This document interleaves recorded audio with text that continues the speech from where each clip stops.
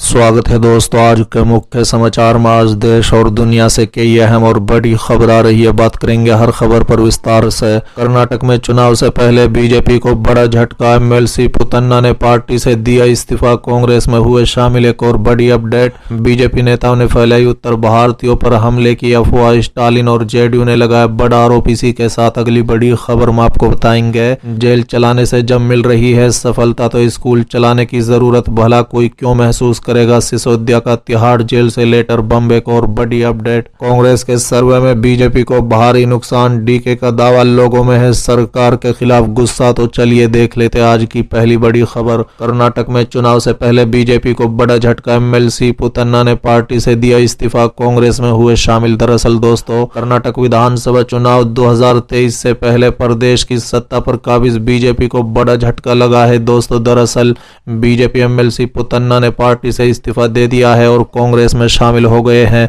बता दें कि पुतन्ना ने अपनी ही सरकार में बड़े पैमाने पर भ्रष्टाचार का आरोप लगाते हुए कहा कि उन्होंने विधान परिषद और बीजेपी की प्राथमिक सदस्यता से इस्तीफा दे दिया है। बता दें कि कर्नाटक के वरिष्ठ नेता पुतन्ना ने विधान परिषद के 4 बार के सदस्य रह चुके हैं।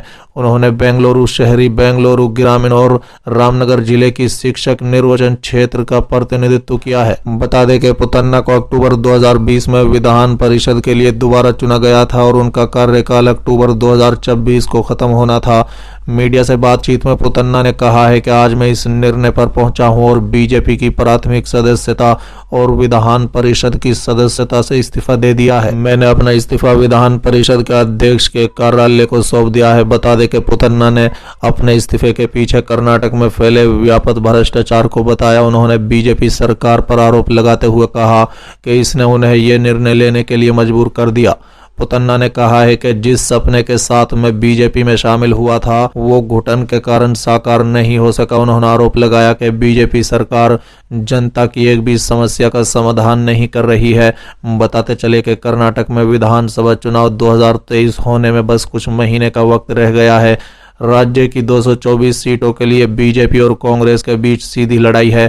कर्नाटक में कांग्रेस पूर्व मुख्यमंत्री सिद्धरामैया और डीके शिवकुमार के नेतृत्व में चुनाव लड़ने जा रही है। वहीं बीजेपी की तरफ से मुख्य चेहरे पूर्व मुख्यमंत्री बीएस येदियुरप्पा और प्रधानमंत्री मोदी हैं। चलिए अगली खबर, बीजेपी नेताओं ने फैलाई उत्तर भारतीयों पर हमले की अफवाह। स्टालिन और जेडीयू ने लगाया बड़ा आरोप। दरअसल दोस्तों, तमिलनाडु के मुख्यमंत्री एमके स्टालिन ने गुरुवार को उत्तर भारत के भाजपा नेताओं पर फर्जी समाचार फैलाने का आरोप लगाया।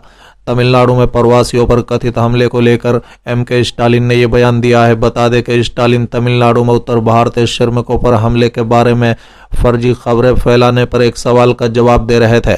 उन्होंने कहा है कि नकली वीडियो का प्रसार उत्तर भारत के भाजपा नेताओं द्वारा शुरू किया गया था, जिससे उनके छुपे मकसद का पता चलता है। ये मेरे द्वारा भाजपा विरोधी दलों यानी एंटी बीजेपी पार्टी को एकजुट होने की आवश्यकता के बारे में बोलने के एक दिन बाद हुआ है। ये टाइमिंग खुद इन झूठों को फैलाने के पीछे एक स्पष्ट मकसद के बारे में बताता है। बता दें कि पटना में जेडीयू ने भी भाजपा पर निशाना साधा और तमिलनाडु में प्रवासी श्रमिकों पर कथित हमलों का अफवाह फैलाने का आरोप लगाया।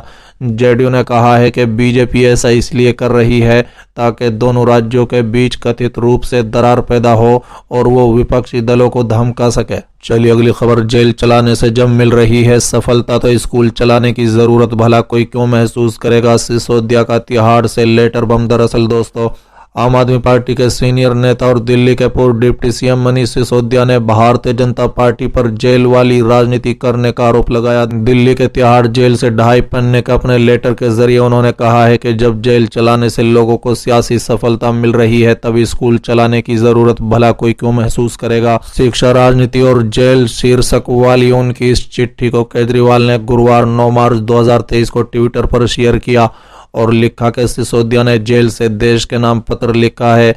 बीजेपी लोगों को जेल में डालने की राजनीति करती है, हम बच्चों को पढ़ाने की राजनीति करते हैं। जेल भेजना आसान है, बच्चों को पढ़ाना बहुत मुश्किल है। राष्ट्र शिक्षा से आगे बढ़ेगा, जेल भेजने से नहीं। बता दें कि केजरीवाल के करीबी की ये चिट्ठी ऐसे वक्त पर सामने आई जब गुरुवार को परिवर्तन निदेशालय यानी ईडी ने उन्हें दिल्ली आबकारी नीति में कथित अनियमितता से जुड़े मनी लॉन्ड्रिंग के आरोप को लेकर अरेस्ट कर लिया। बता दें कि सूत्रों ने इस बारे में समाचार एजेंसी पीटीआई को बताया कि 51 साल नेता prevention of money laundering act के तहत तिहाड़ जेल में दूसरे दौरे की पूछताछ के बाद गिरफ्तार किया गया।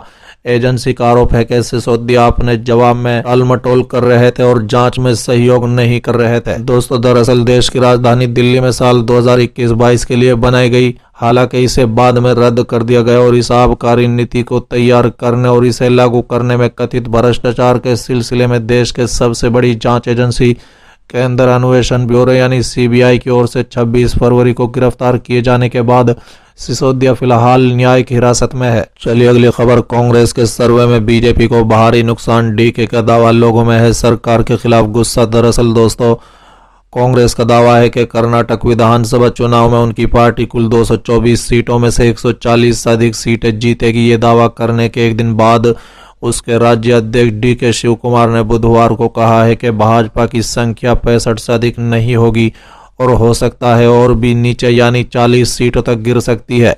बता दें कि उन्होंने दावा किया है कि राज्य भर के सभी क्षेत्रों के लोग भाजपा की बेईमान सरकार के खिलाफ गुस्से में हैं। उन्होंने कहा है कि हम अपनी संख्या की गारंटी है, हमें इस बात की भी गारंटी है कि भाजपा की संख्या 65 से अधिक नहीं जाएगी। भाजपा जो कर रही है या कह रही है वो उनका आंतरिक मामला है। येदियुरप्पा ने अपनी गणना के लिए उधार 140 से अधिक सीटें जीतने के बारे में जो कुछ कहा है, मैं उनकी पार्टी के मामले में हस्तक्षेप नहीं करना चाहता। बता दें कि बेंगलुरु में मीडिया से बात करते हुए उन्होंने कहा है कि भाजपा को जो करना है करने दीजिए, लेकिन उनकी संख्या 60 से 65 के पार नहीं जाएगी। वो बोले ये निश्चित है, लेकिन मेरे अनुसार यह आश्चर्य की बात नहीं होगी यदि उनकी संख्या घटकर 40 हो जाए, जैसे कि राज्य में भाजपा सरकार के पहले कार्यकाल के बाद उन्हें 2013 के विधानसभा चुनाव में 40 सीटें मिली थी।